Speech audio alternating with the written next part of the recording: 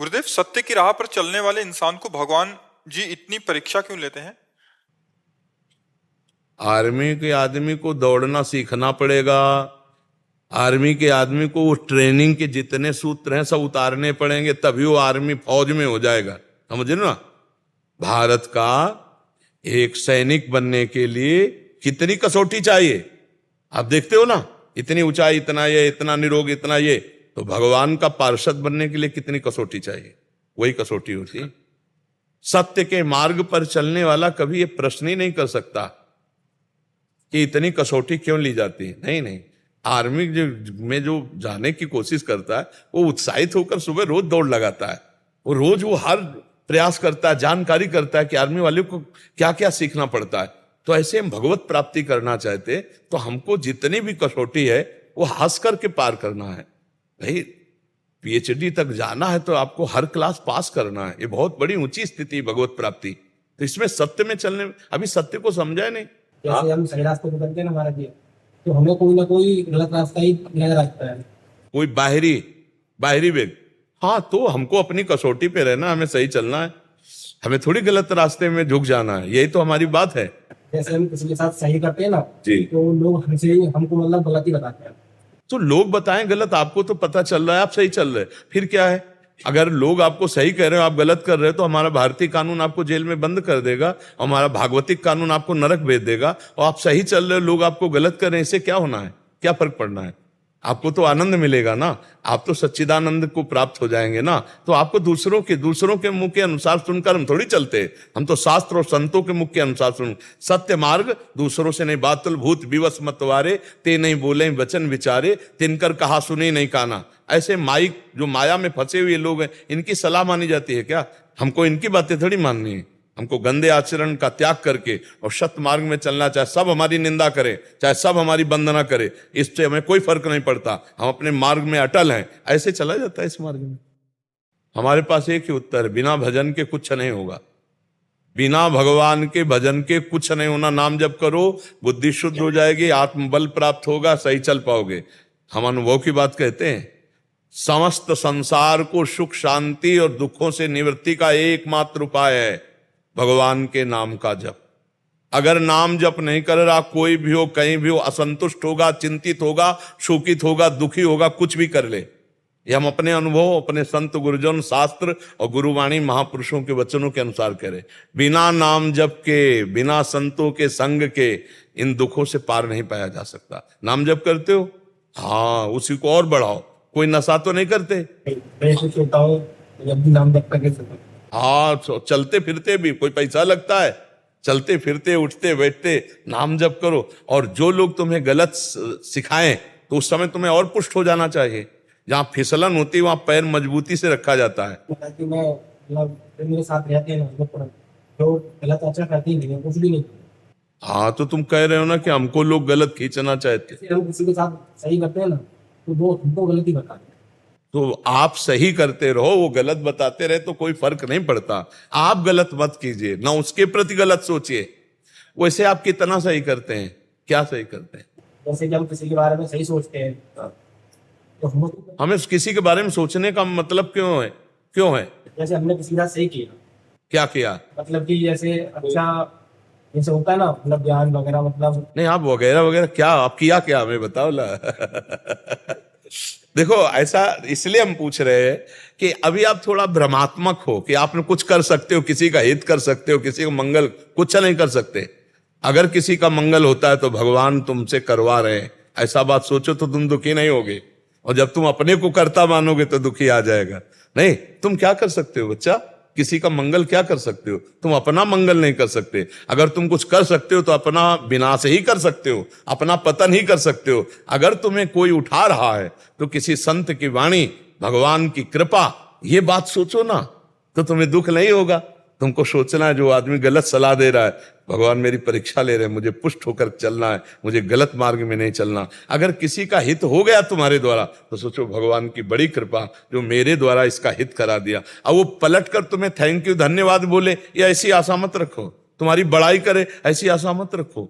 ये आशा तभी है जब तुम अहंकार से युक्त हो कि मैंने किसी का हित किया। ये सबसे बड़ा दोष है। भगवान हित करा रहे हैं, अब तुम्हें कोई गाली दे, तुम्हें कोई चाहे वंदना करे, तुम्हें दोनों बातों में समान रहना है, क्योंकि तुमने तो किया नहीं, भगवान ने तुम्हारे द्वारा उसका मंगल करवाया, हित करवाया, ऐसे सोचा जाता है। तब अहंकार रहित होकर भगवत मार्ग में आगे बढ़ा जाता है। अगर यह आएगा हमने इसका हित किया हमने, तो फिर देखो दुखी हो, वो गाली दे दिया हुआ ऐसा, तो फिर आप दुखी हो जाओगे। नहीं, जो दुख और सुख में समान होता है भगवान का भक्त होता है। आगे बढ़ो, नाम जप करो और सत्संग रोज सुनते रहो। मतलब गाली देते, कुछ भी बोलते कोई, तो मैं कुछ पलट। अरे गाली तो बच्चा तुम्हें क्या, भगवान को भी देते हैं लोग, नहीं है?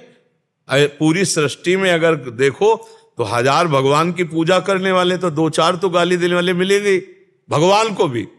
अगर आप देखो समाज में तो 1000 लोग नमस्कार करने वाले, तो 10-5 तो मिलेंगे गाली देने वाले। तो भगवान जब धूप देते हैं तो छाया भी देते हैं, जब दिन देते हैं तो रात भी देते हैं। इसलिए दुख सुख में समान रहना, तभी इस मार्ग में चल सकते हो। नहीं तो, और उसमें हमारा लाभ होता है, जब हमको कोई गाली देता है तो हमारे पूर्व में जो पाप हुए हैं वो नष्ट हो जाते हैं। इस हर चीज का विधान है। जैसे किसी ने आपको गाली गए, आपके हृदय में ताप हुआ ना, जलन हुई, और आप सह गए, तो आपके पाप नष्ट हो गए। आपने पलट कर जवाब दे दिया, गाली दे दी, तो बात नहीं बनी। तो हमको चुपचाप सह जाना है, जिससे हमारे पाप नष्ट हो जाएंगे, हम भगवान के मार्ग में आगे बढ़ेंगे। समझ पा रहे हैं आप? रजनी अमित अग्रवाल जी, राधे राधे महाराज जी। महाराज जी, सब कहते हैं कि बिना गुरु के गोविंद नहीं मिलते, क्या ये सच है? कोई इसका प्रश्न? रंगनाथ जी के दर्शन किए, निधिवन, राधा रमण, सेवा कुंज, हमारे वृंदावन में बहुत सी ऐसी जगह है। इसके लिए गाइड की जरूरत है कि नहीं जरूरत है? जिसने सब जगह देखा हो, वो गाइड अगर हमें मिल जाए तो बिना किसी प्रश्न के हमको सहज में सब जगह दर्शन करा देगा। तो इस संसार समुद्र से मुझे पार करने वाला, इस भव समुद्र में मैं फंस न जाऊं, उसका ज्ञाता एकमात्र भगवान ही है। वही भगवान जब जिस पर कृपा करता है तो गुरु बनता है। बंदो गुरुपद कंज कृपा सिंधु नर रूप हरि, नर रूप धारण किया हरि ने कृपा करके, और वही हमें उपदेश करते, तो हम संसार से पार हो जाते हैं। बिना गाइड के हम किसी जगह का ज्ञान नहीं प्राप्त कर सकते, तो हम बिना किसी जानकार के हम किसी वस्तु का सही बोध नहीं प्राप्त कर सकते। तो सब अखिल ब्रह्मांडों का रचने वाला, अपने आप से अपने आप में खेलने वाला, जो अपने आप से अपने आप का सृजन करता है, अपने आप से अपने आप का पालन करता है, अपने आप से अपने आप का संहार कर लेता है, उसके रहस्य को बिना उसके कौन जना देगा? वही तो गुरु है। जो जना दे वही गुरु है, और जो जान गया वो उसी में लीन हो गया। जानत तुम्हें तुम्हें हो जाई, और सोई जानो जे दे जनाई। तो ये तो पक्की बात है, बिना गुरुदेव के कैसे जान सकते हो? कैसे जान सकते हो भाई? किसी बात का रहस्य जानना है, हम कह रहे हैं निशाना लगाना है, तो हमें गुरु बनाना पड़ेगा। किसी भी कार्य के लिए सारे गामा पधन सीखना है तो हमें गुरु बनाना पड़ेगा। और हम तत्व बोध प्राप्त करना, बिना तत्व बोध प्राप्त किए गुरु के कैसे हम जान सकते हैं? कोई हमें बताए कि बिना गुरु के कौन सा कार्य हो सकता है? एक आदमी पूरी इंजीनियरिंग पास किया जनरेटर की, और इसके बाद एक जनरेटर की दुकान में गया जहां सैकड़ों जनरेटर थे। बोले साहब, ये हमारी इंजीनियरिंग की पूरी सर्टिफिकेट है, आप हमें नौकरी दें और हम आपकी सेवा करेंगे। बोले कहीं आपने किसी इंजीनियर के नीचे आप रहे? कभी आपने जनरेटर खोला, बांधा, सेवा की? बोले ऐसा तो नहीं किया, पर पूरा ज्ञान है हमको, हमने पढ़ा है। उनका एक जनरेटर हम खोल देते हैं, आप बांध कर चला दीजिए, आपको जो उचित होगा उतने पेमेंट में आपको हम रख लेंगे। जनरेटर खोला, पूरा उसने बांध दिया। पढ़ाई की थी, उसने शास्त्रों से पढ़ाई की थी, बांध दिया। इसके बाद जनरेटर स्टार्ट किया, चला ही नहीं। 1 घंटा परेशान रहा। उसने कहा सर, बार बार मैं देख रहा हूं कि जो मैंने पढ़ा है वैसे ही मैंने पूरा, हर बुल्ट को जहां लगाना चाहिए वैसे पूरा सब। तो उनका, तुमने किसी इंजीनियर के नीचे काम नहीं किया, पढ़ाई तो की है, काम नहीं किया, इसलिए तुम जनरेटर पूरी शाम हो जाए तो नहीं चला सकते। मैं जान रहा हूं क्या कमी है, तुम पढ़े हो, कड़े नहीं हो। तो उनका साहब एक बार बता दीजिए गलती क्या हो गई? उनका, इसकी गैस नहीं काटी तुमने। बस गैस काटी, चल पड़ा। एक गैस ना काटने से पूरी पढ़ाई बेकार थी, जनरेटर नहीं चल रहा था। एक साधारण इंजन को चलाने के लिए एक चलाए हुए इंजन वाले व्यक्ति के नीचे कुछ दिन रहना पड़ेगा। तो भगवत प्राप्त महात्मा के बिना भगवत प्राप्ति का मार्ग कैसे प्रशस्त हो सकता है? जो अव्यक्त है, इंजन तो दिखाई दे रहा है, परमात्मा तो दिखाई नहीं दे रहा ना, दिखाई तो माया दे रही है ना। व्यक्ति वस्तु स्थान दिखाए, उस अव्यक्त को पाने के लिए बिना गुरुदेव के कैसे प्राप्त कर सकते हैं। अब आजकल गुरु चेला का एक मतलब सांसारिक संबंध माना जाता है। गुरु चेला का संबंध भागवतिक होता है। उपदेश दिया उसके अनुसार तुम चलो दूर, ये चिपकने वाला थोड़ी होता है। दूर, अपने मार्ग में तुम चलो, अपने मार्ग में हम चलते, तुम्हें मार्ग बता दिया तुम अपने मार्ग में चलो, तुम्हें जब प्रश्न हो तभी कर लेना, चलो अपने अपने मार्ग में चलो।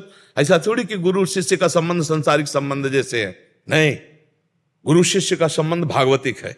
आपने सुना, आपने प्रश्न किया, हमारी बात मान लो, आप परमात्मा को प्राप्त हो जाओगे।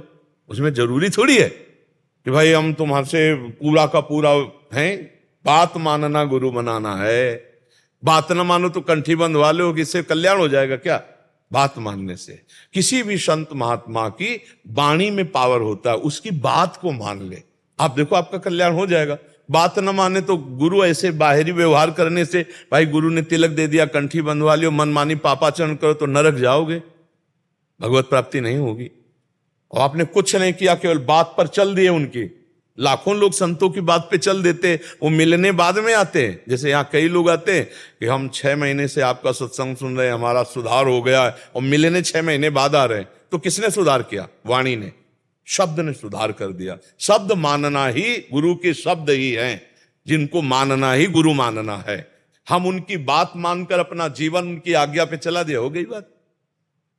द्रोणाचार्य ने शिष्य नहीं माना एकलव्य को, एकलव्य ने द्रोणाचार्य को गुरु मान लिया, तो अर्जुन से भी बड़ा धनुर्धर था। मानने से होती, बात मान लिया, उनकी आज्ञा पे चल दिए। गुरु भी ना माने शिष्य, गुरु के माने थोड़ी होता है, शिष्य के माने होता है। हम आपको प्रभु मानते हैं, हम आपकी बात पर चलेंगे, हमने आपको अपना प्राणाराध्य मान लिया, हो गई बात। इसे कहते हैं गुरु मानना। जैसे पहले का समय था उसमें मन भटकता नहीं था, अभी लोगों का मन इतना भटका हुआ है कि अभी जैसे आप नहीं, लोगों का यहाँ प्रश्न नहीं होता, यहाँ अपना प्रश्न होता है। देखो, सत्संग और संतों से बात की जाती है डायरेक्ट, हम लोगों को लेके बात नहीं करते। लोगों का, अगर आप प्रधानमंत्री हो तो आप लोगों के, क्योंकि पूरा राष्ट्र का भार आपके ऊपर है, राष्ट्रपति हो तो आप प्रश्न कर सकते हैं। देखो, सत्संग अध्यात्म स्वयं सुधार के लिए होता है। यदि हम अपने सुधार की बात करें तो लोगों का सुधार अपने आप होता चला जाएगा। हमारे परमाणु ऐसे बनेंगे, हमारा व्यवहार ऐसा होगा। अगर हम सुधर गए तो हमारे से 2-4 सुधर जाएंगे, और 2-4 से 10-20 सुधर जाएंगे, 10-20 से हो सकता है पूरा माहौल बदल जाए। तो हम पहले अपना सुधार शुरू करें, हम अपनी समस्या का समाधान करें, तब बात बनेगी। क्यों? आप सुधर गए हो, आप महात्मा हो, आप भगवत प्राप्त हो, तो नहीं, तो आप अपने सुधार का प्रश्न करो, लोगों के सुधार करें, तब आनंद आएगा। अब लोगों में आप कुछ भी पूछती चली जाओगी, नहीं बनेगा। आप अपनी पर्सनल बात पूछो, और जिससे लोगों का सुधार होने वाला उत्तर मिल जाएगा अपने आप। सत्संग जो होता है, अध्यात्म जो होता है, वो अपने को लेकर प्रश्न किया जाता है कि मेरा मन बड़ा चंचल, उसको कैसे हम समाहित करें। तो सबका मन चंचल है, अब उसके समाहित का उत्तर मिल जाएगा। अब हम लोग क्या करते हैं, अपने को छुपा करके, फिर तो हमारा उत्तर नहीं काम करेगा। हमारा उत्तर डायरेक्ट काम करता है। हमारे यहाँ प्रश्न होता है आपकी कमी के सुधार के लिए, उसका लाखों लाभ ले लें, वो बात अलग है।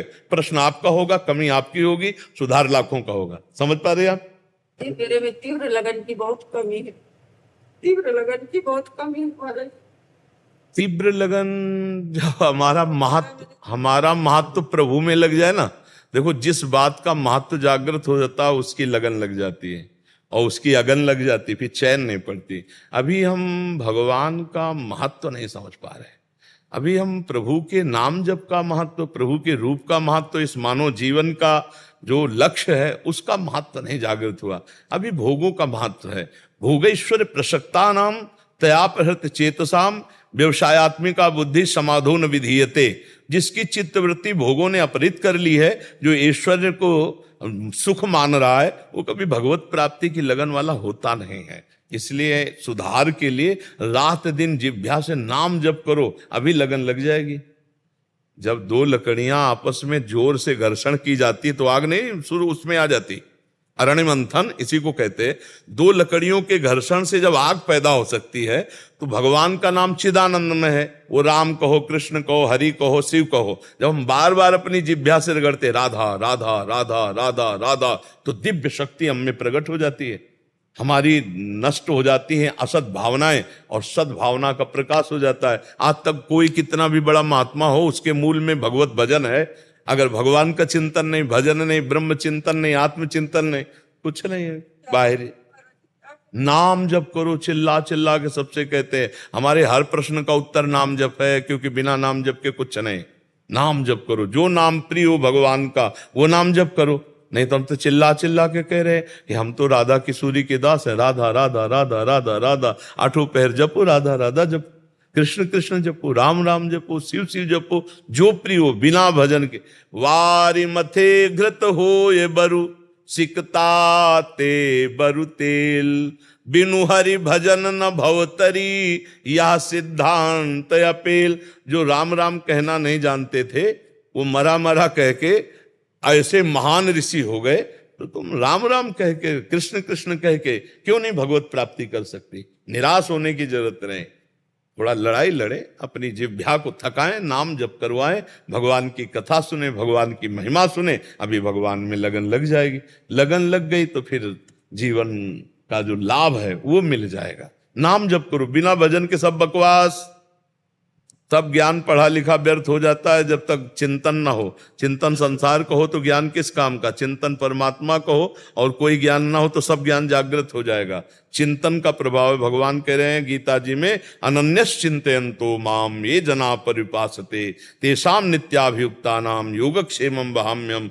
जो मेरा अनन्य चिंतन करता है उसके योगक्षेम का ठेका मैं लेता हूं। भगवान के तो जपो, नाम जप करो, भगवान का जो नाम प्रिय, खूब रात दिन जपने का प्रयास करो। सब भगवान की कृपा से ज्ञान हो जाएगा। वैसे संत मिल जाएंगे, वैसे ही मार्ग दिखाई देने लगेगा, वैसे शांति हो जाएगी। सचिन शर्मा जी गाजियाबाद से।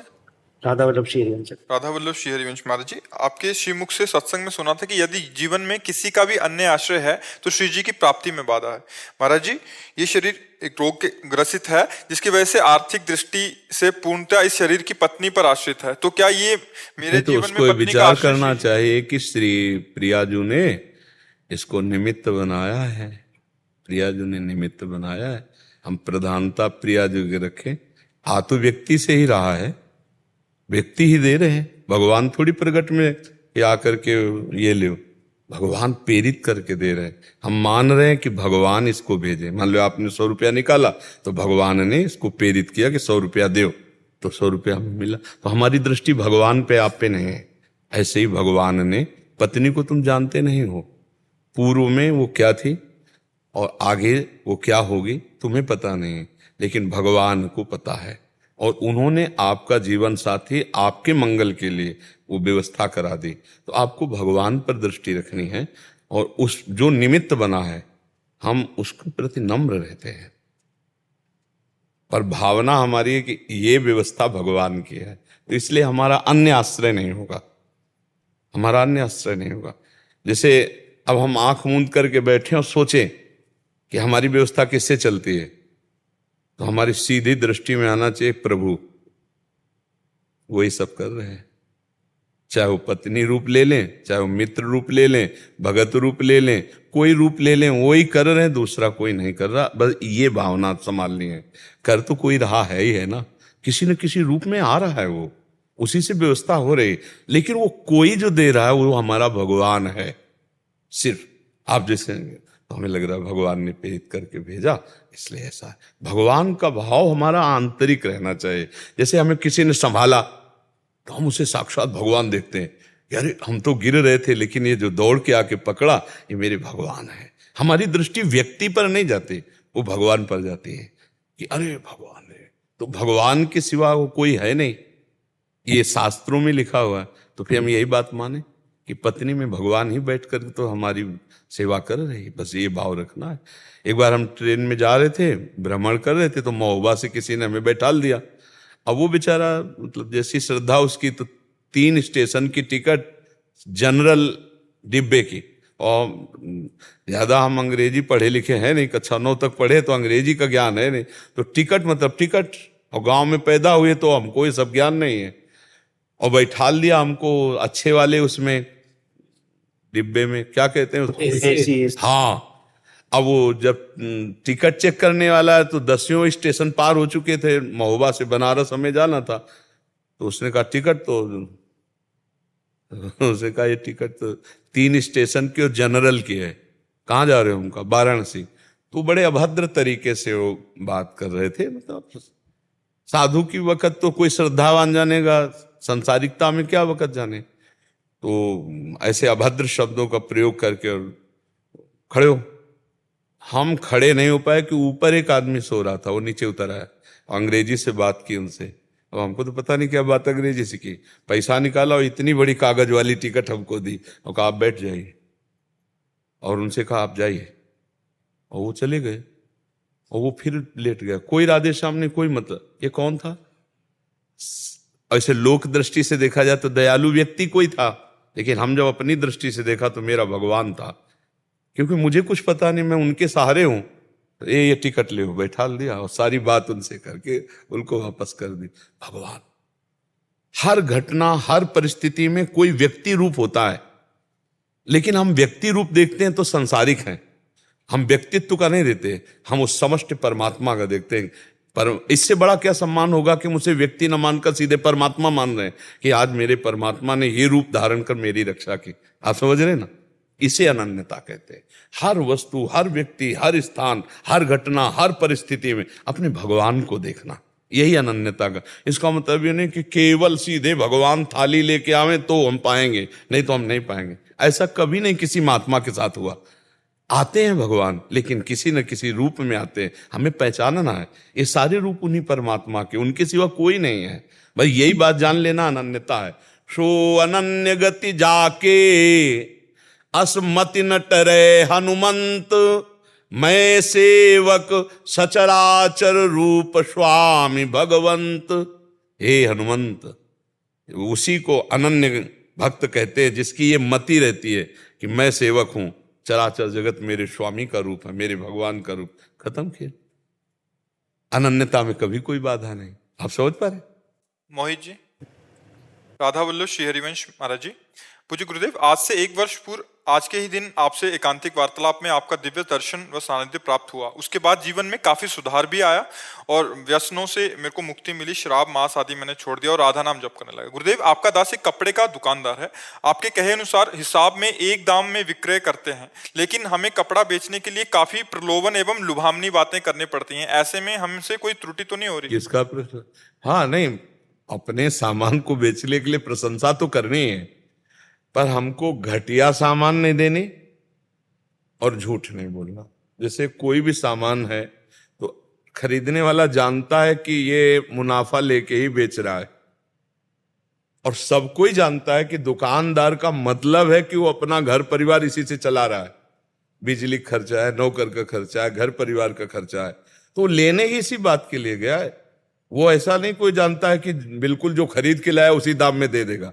तो जैसे कुछ लोग इसे झूठ बोलते हैं कि भाई हम आपके लिए कह रहे हैं, बिल्कुल नहीं बच रहा है, ऐसे बोलते लोग, कसम से बिल्कुल नहीं बच रहा। ये सब नाटकबाजी करने। वस्त्र बहुत बढ़िया हो, उसकी कीमत फिक्स हो। जैसे कोई कहे 130 का उधर मिल रहा था, आप 160 का दे रहे हो, हम यही 160 का देंगे, 130 का मिल रहा है, आदर से आप ले लीजिए जाके, 5 पैसे कम नहीं। बिल्कुल अपने पे टिके रहो, झूठ बोलना नहीं है कि भाई हम इतने का लाए हैं, इतने का, कुछ नहीं।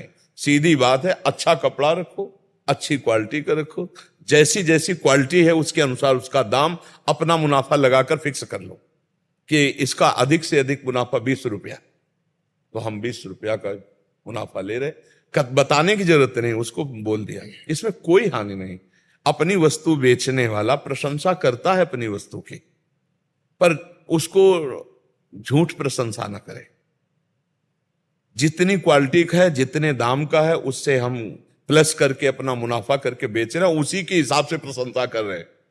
अब घटिया माल को अच्छा माल बता करके हमें नहीं देना है।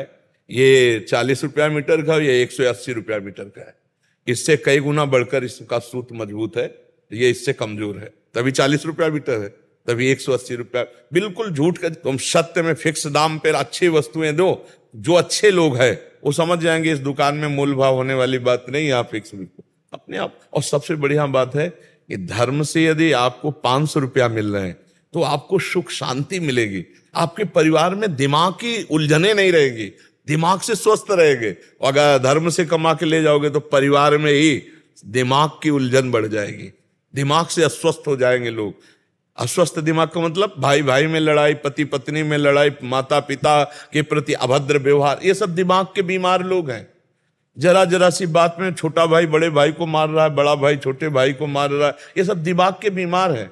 यार उसी माँ के गर्भ से पैदा हुई है, अगर छोटी मोटी वस्तु उसके हिस्से में चली जाती है तो कोई बात नहीं, मेरा बड़ा है पिता की तुल्य है, या मेरा छोटा है पुत्र के तुल्य, खाओ पियो मौज करो यार, उसमें क्या लड़ाई झगड़ा। लेकिन दिमाग के बीमार लोग छोटी छोटी वस्तु में, छोटी छोटी जगह में अपने भाइयों की हत्या तक कर डालते हैं। आप तो समाज में सब देख ही रहे। तो जो अधर्म की कमाई है वो इस तरह से हमें पीड़ा पहुंचाती है।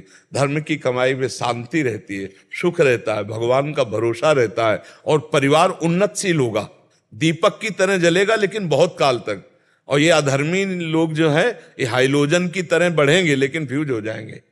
घूस लेकर के, नाना प्रकार के अधर्म आचरण करके, दूसरों की हिंसा करके जो पैसा कमाया जाता है ना, वो बहुत जल्दी विनाशकारी खेल में होता है। पूरा परिवार का परिवार गाड़ी में ही भुन जाते हैं, एक्सीडेंट में ही। ये समझो ये कर्मों का फल है। तो हम ज्यादा प्रलोभन में न पड़े, उचित मूल्य और निश्चित मूल्य और पवित्र आचरण, और भगवान का नाम जब तो देनहार कोई और है, कहां से वो दे देगा तुम पक्का आनंदित हो जाओगे। पक्का जान लो कि वो जब देता है तो कैसे वो बनाता है आप जान नहीं पाओगे। उन्हें लाखों कमाई जो है वो बीमारी में ही चली जाती है, वो टेंशने में चली जाती है। सब व्यवस्था है और बैर विरोध अशांति, अगर पति पत्नी में ही अशांति है अब क्या जीवन है, क्या जीवन है। घर में गए सब व्यवस्था ठीक, लड़का बच्चा ठीक, तो एक शीतलता, घर में गए घोर अशांति, घर जाने का मन न हो तो क्या फायदा। तुम्हारा बहुत बड़ा मकान बना, बहुत बढ़िया गाड़ी खरीद लिए, सोने चांदी के आभूषण पहना दिए घर में, लेकिन शांति नहीं, तो किस बात। वो शांति बुद्धि की आएगी धर्म के पैसे से, मेहनत की कमाई से, जो धर्म के द्वारा वो शांति प्रदान। आजकल लोग बहुत जल्दी बड़े आदमी बनना चाहते हैं और वो रास्ता शॉर्टकट अपनाते हैं बेईमानी वाला, तो फिर वो शॉर्टकट में नष्ट हो जाते हैं। ये भी बात समझो। भगवान का जो विधान है, अवश्य में भोक्तव्यम कृतम कर्म शुभाशुभम, धीरे से चलो, दीपक की तरह जलो, कुल परंपरा प्रकाश होता रहेगा, धर्म पूर्वक चलो। और अधर्म से चलने पे शांति नहीं है। अपनी वस्तु को बताने के लिए प्रशंसा की ही जाती है, लेकिन इतनी असत प्रशंसा ना करे जो बिल्कुल ना हो।